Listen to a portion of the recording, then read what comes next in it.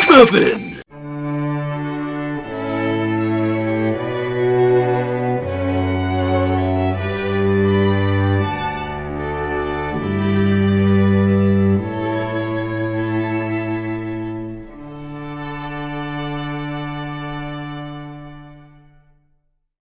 Hi, I'm Chris. Are we just going to ignore the fact that I was in a hellish dimension of fingers last time? Now, where were you in the Back to the Future episode? What happened to our Matrix Reloaded episode? Hi, I'm Chris Marland. Oh, just gonna ignore me then? It's almost as if that you weren't here for when I recorded this, so I just had to use stock footage. And I'm Matt Hancock, and welcome to Playing Devil's Advocate. The show where we look at movies and ask, how bad was it really? In order to date this review instantly, let's talk a little about the upcoming Superman and Batman crossover film, or as it's turning out to be, the Justice League movie. The recent controversy surrounds, amongst other choices, the casting of Ben Affleck as the Dark Knight himself. Affleck had a long run of mediocre roles in the 90s and early noughties, but recently gained ground as a director for his films The Town and Argo. But how will he handle the role of a brooding anti-hero who was reinvented by Frank Miller? By seeing how he handled the role of a brooding anti-hero who was reinvented by Frank Miller. That role was the titular character in Daredevil. And, in honour of our first Marvel film review, allow me to welcome you to Marvel Madness.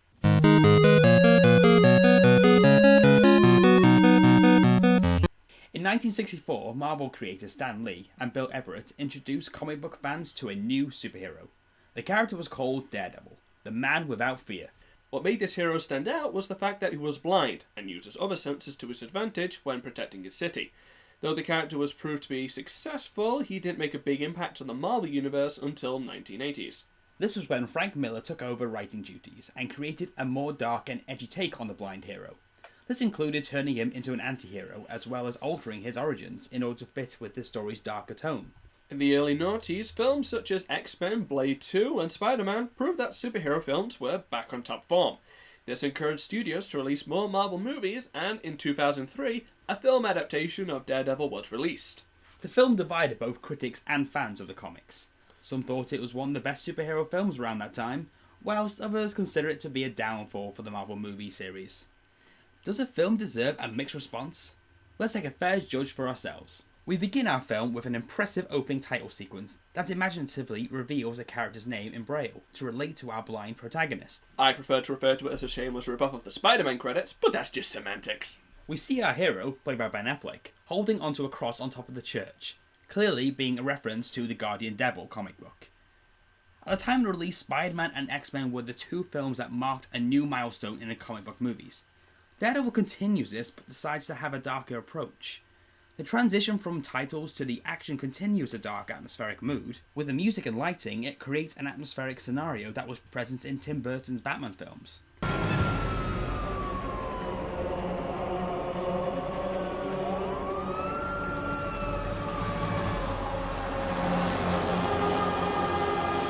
Our hero then suffers a sudden flashback to his life as a teenager, acting as a frame device for the film's narration. Matt Murdock, our protagonist, lived a simple life in a run-down area of New York, typical of Frank Miller stories, with his father, a washed-up boxer. Despite this, Matt and his dad share a very strong connection, and seem to be very close. This is where I felt the film was superior to the original comic book's explanation on how Matt lost his sight. In the comics, he pushes a blind old man out the way of a truck that is carrying barrels of toxic waste. The truck loses control, and the loose barrels land on Matt, which damages his sight. The film has a similar approach, but instead saving a blind old man, Matt sees his father physically beating up someone in the alleyway. The man he looked up to was everything that he didn't want Matt to become. This is effective because it's the last time he sees his father as well as the last thing he'll ever see. It's an image that will never leave him. After being splashed with chemicals that would have killed him outside of a comic book universe, Matt finds that he has lost his sight, but his sense of hearing and touch have enhanced themselves to superhuman levels, allowing him to use sonar to see. And how is this shown in the film? Through a mini montage, of course. With a completely unnecessary rock song.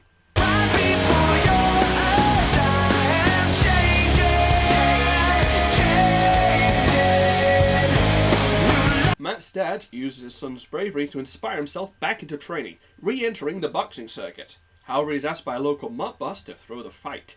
He refuses and wins. I mean, he was up against Glass Joe. How do you throw a fight against the first guy? But before he can escape,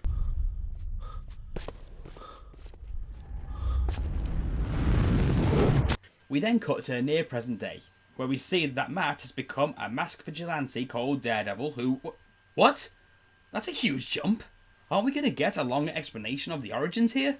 In the comic books, Matt Murdock's transition is interesting and allowed good character development. Including some of that story development here would allow the audience to connect with the character more and see how he turned into Daredevil to full extent. It just seems rushed.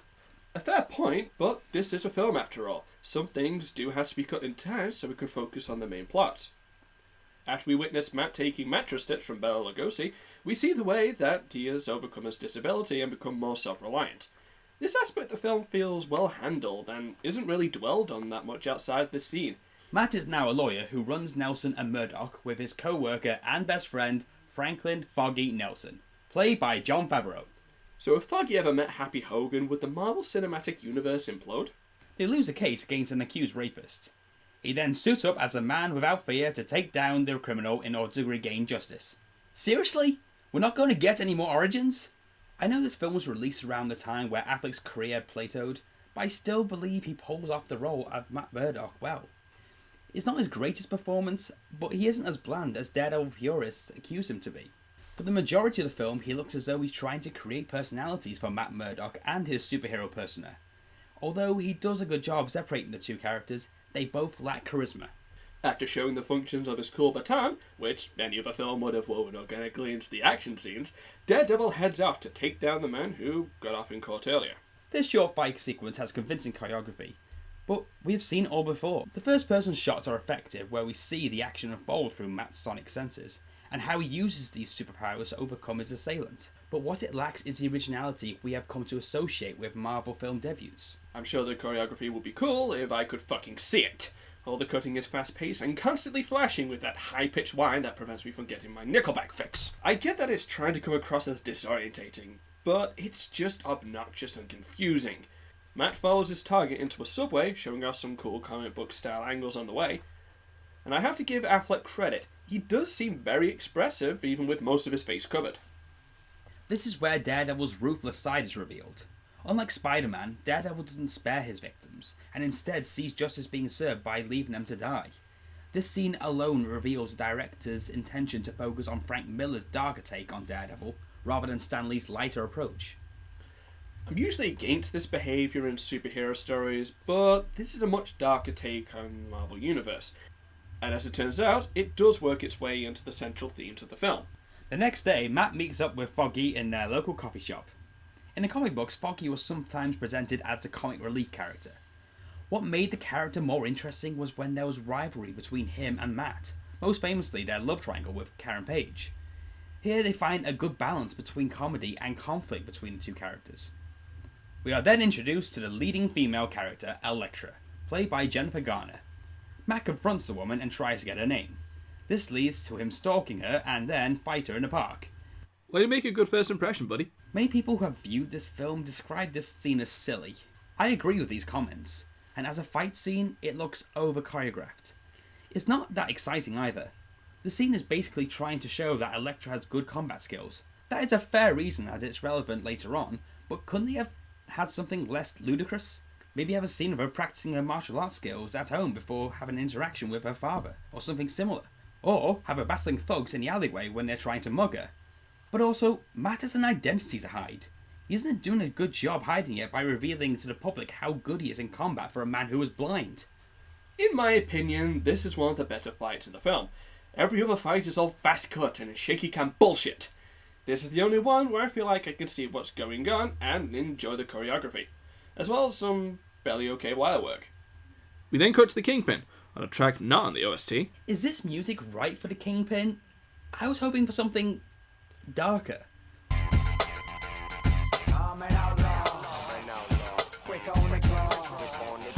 Something less commercial. Yes, I find that this film heavily relies on pop songs instead of its own score. Anyway, onto the performance. Michael Clarke Duncan gives a sharp performance as the Kingpin. What makes his performance so good is his strong presence, as well as his gravelly voice, which is what you'd expect from an underground mastermind. He comes across as smooth and sophisticated, as well as intimidating and liable to have you whacked off you so much as look at him wrong. He wouldn't need to do it himself, of course, but he's more than capable of smacking you Dragon Ball Z style into the nearest building. Nicholas Nachos tells the Kingpin he no longer wants to work for him and he asks for him to buy him out. We discover that his daughter is Elektra. The Kingpin hires an assassin named Bullseye to murder Nachos. Enter Colin Farrell. I really don't think Farrell's take as Daredevil's arch-nemesis deserves the criticism it has received. I think he, as well as Favreau's performance as Nelson, delivered the fun side of the film. He can kill his victims using a variety of objects, and menacing, psychotic attitude blends well with this skill. He isn't the most memorable villain in the Marvel movie series on a number of levels. 1, he isn't that intelligent as a villain. If you look at comic book villains that have been presented on a big screen, Loki, Heath Ledger's Joker, Magneto and Dr. Octopus stand out because they are cunning and find ways to outsmart their enemies, making them a real threat to the film's hero. Bullseye simply isn't in the same league and fails to engage with the audience. 2, Farrell struggles to contain this role. The best comic book villains were played by actors who managed to bring fun to their roles while still maintaining a credible threat to the superhero. I have to say this is one of my favourite redesigns to a character. It seems to fit in much more with this dark universe, much better than if he was to say wear this getup. That night, Daredevil tracks down a lackey of the Kingpin and nearly beats the crap out of him right in front of his son. This film does a fantastic job of exploring these adult superhero themes. Hell, it's done a lot better than in the Christopher Nolan films. Hear me out. In The Dark Knight, characters would talk a lot about the complexities of Batman as a vigilante, but didn't let them flow naturally from the story as Daredevil does. Here there's less explaining and more doing. And when you get down to it, that's the whole point of film, exploring themes and ideas visually rather than simply telling us. Bullseye manages to track down Elektra's father. Least subtle assassin ever! But Daredevil arrives to save the day. Oh come on, that CG was terrible! In The Matrix Reloaded, the CG was at least used when it was necessary and the rest was wire work. We know you have wire guys, they were used earlier! Bullseye uses our hero's weapon to kill Elektra's father and as a result, have Daredevil framed. Matt then retreats to his lair for a little tantrum.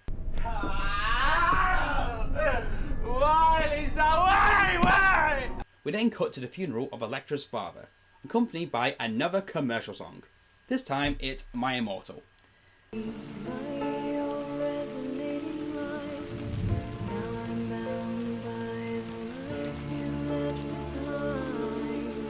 This is the wrong choice of song as it lacks subtlety required for a funeral.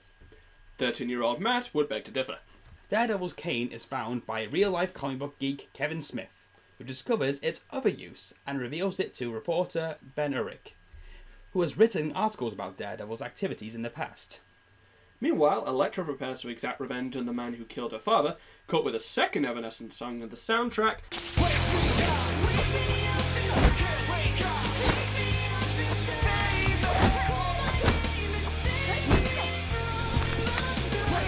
And stock footage of Matt's suiting up montage. He then heads out and confronts Daredevil on the same rooftop where Naruto and Sasuke fought. You'd expect a fight between Elektra and Daredevil to be a high point in the film, but unfortunately it isn't. The choreography and camera work are contributing factors. For the majority of the time, it is a low-angle mid-shot of Elektra showing off how well she can move her daggers, and shots of Daredevil flinching. You know, I'm so sick of this style of shooting action scenes that I'm setting a new standard. This is a scene from Dragon Ball Evolution. If your cinematography is worse than Dragon Ball Evolution, then you are officially failing as a director. I didn't kill your father. Liar. Conviction. Elektra discovers that it is Matt behind the mask. She realises he wasn't the man who killed her father. I should kill him for being in Pearl Harbor, but he did make Argo. But soon enough, the real murderer shows up. Elektra versus Bullseye? Yes! This is going to be amazing! Well, this is bland. Is Bullseye trying to be Batman with all the swishing he's doing with his jacket? Well, this is a Frank Miller adaptation. I'm surprised everybody isn't trying to be Batman. Is he going to say it? Oh yes, he's going to say it! Now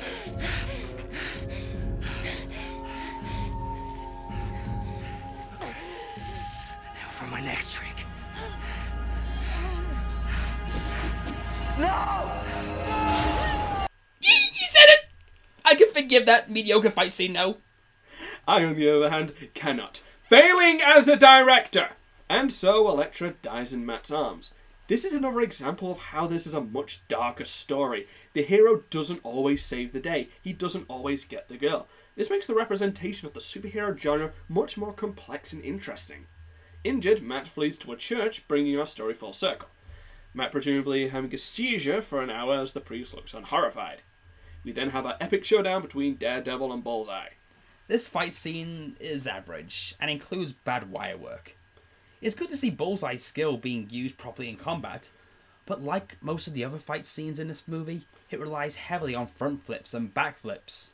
And why is there so much focus on terrible CG? They're just flipping around like a pair of CG monkeys. Fisk was right about you. He said you wouldn't go easy. Fisk. Fisk is the kingpin. Yeah. The whole Red Rose thing? He loves that shite. It's not my style. After Bullseye lets slip on the Kingpin's true identity, Daredevil turns the tables on him. Something about Fisk being the man that killed his father feels unnecessary, however. It's like having the Joker as the one who killed Batman's parents, especially when the message of crime being everywhere feels much stronger when the killer is left anonymous. Changing Jack Murdoch's killer from Slade to the Kingpin probably aggravated comic book purists, who would prefer to stick to the original story. As a fan of the comics, I think this change works, and adds more to the Kingpin's backstory. I wish they kept Slade. I'd love to see Daredevil fight Deathstroke. So our hero heads off to the final showdown on Stage 8. What the hell was this wire-work in cinematography before? So Fisk is defeated, but ultimately spared. This is where character development in a character is shown, but there isn't much build-up towards this change. We saw him kill a rapist, and near the middle question whether he is a bad guy, but nothing more until now. The film focuses on characters more than action, which I believe is crucial when making a superhero movie. But in my view, the characters are not developed enough for the audience to meaningfully engage with them. I, on the other hand, thought it was handled well. The decision not to kill works well the overall plot and is crucial to Daredevil's development as a character. This is why I have a soft spot for flawed interpretations of heroes. It's more interesting, and it's all the more satisfying when they confront their own personal demons. And our movie ends with the reporter deleting his story exposing Daredevil, seeing the good he's done for the city. And so that was Daredevil, and is it as bad as they say? Daredevil isn't a poor film, but the reason it's considered to be a weaker offering is because it takes itself too seriously, and there isn't enough level of comic relief that we have come to expect from Marvel's stable. This is one of the darker Marvel films, and is aimed more at adult audience, whilst later Marvel productions have been considered for most age groups. There is no doubt that there are sections that can be considered as fun, but what I wanted was more. That's what I thought the film was lacking. More. I wish there was more action, more Matt Murdock origins, more Nelson and Murdock scenes, more of Bullseye, but most of all, more fun. However, I am aware that a fan-approved director's cut exists, which extends the action and Matt Murdock scenes, which as a result adds more layers onto the weak story. The action isn't poor, but I never felt as though I was being entertained. However, it made me realise that there was more emphasis on character than action. As a fan of the comic books, I think this is an average adaptation. Maybe they should have chosen a stronger storyline, maybe Colin Farrell could have toned it down slightly, maybe they could have hired better scriptwriters, but overall, it could have been a lot worse. The future of Daredevil looks positive. With Marvel realising the blind hero fits better for TV rather than a film franchise, I eagerly anticipate the Netflix original TV series. I'm sure most of you watch Arrow, and will agree that some comic book heroes work better on the small screen. I too enjoyed it, for the most part. The story and acting worked well, and there were some interesting camera angles that paralleled the film's comic book origins, but the action was really poor and dragged the experience down for me. I do like this darker look at superheroes, however. It seems to understand the lore and mythology of the genre much better than even most modern superhero films, and while it's not as entertaining as those films, it does at least have some depth that I can appreciate. Join us next time as we review... Oh man. Do you have to do another review? Yes! That's the entire premise of the show. Oh no. Experiencing life outside this limited animation style has made me yearn for more. Are you a Disney princess now? If that's the way you're going to act, fine. Matt, wait! Watch out for the truck of nuclear waste!